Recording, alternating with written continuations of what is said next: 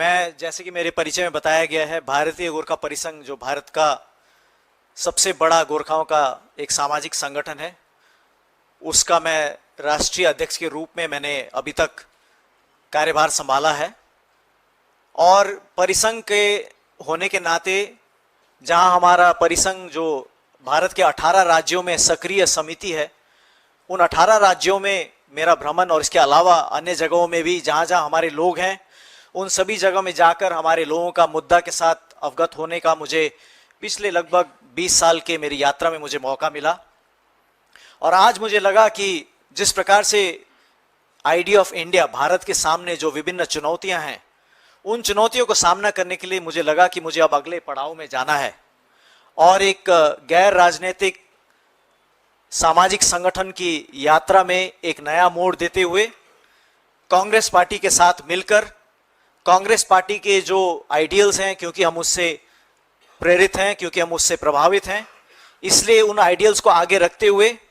एक समूचा भारत को, समग्र भारत को लेकर आगे बढ़ने के लिए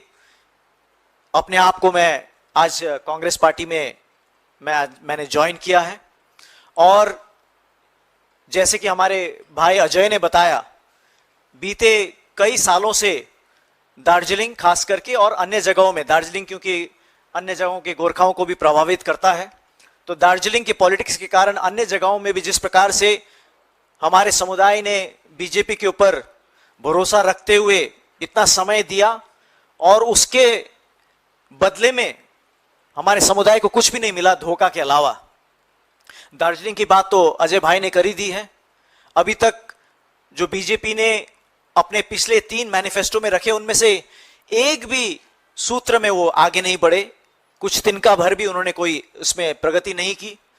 तो हमारे लोग इस समय, दार्जिलिंग ही नहीं परंतु संपूर्ण भारत के गोरखा लोग इस समय इस झूठ से तंग आ चुके हैं और इस झूठ से तंग आकर वो बीजेपी से अलग होकर एक ऐसा पॉलिटिकल रास्ता चुनना चाहते हैं जिसमें उनके मांगों की रिकॉग्निशन हो, मान्यता हो, सम्मान हो। और हमारा यह अनुभव रहा है कांग्रेस के साथ बीते दिनों में, हमारे समुदाय का बीच में किन्हीं कारणों से हमारे समुदाय का और कांग्रेस का तालमेल काफी कम हो गया था, मगर उससे पहले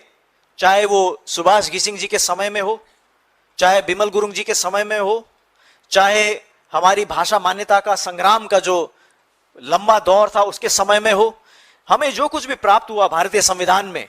वो कांग्रेस के तहत ही, कांग्रेस के द्वारा ही हमें प्राप्त हुआ। और हमने जो पिछला 15 साल बीजेपी के साथ बिताया, वो उसका नेट रिजल्ट 0 हमारे लिए। तो इसीलिए आज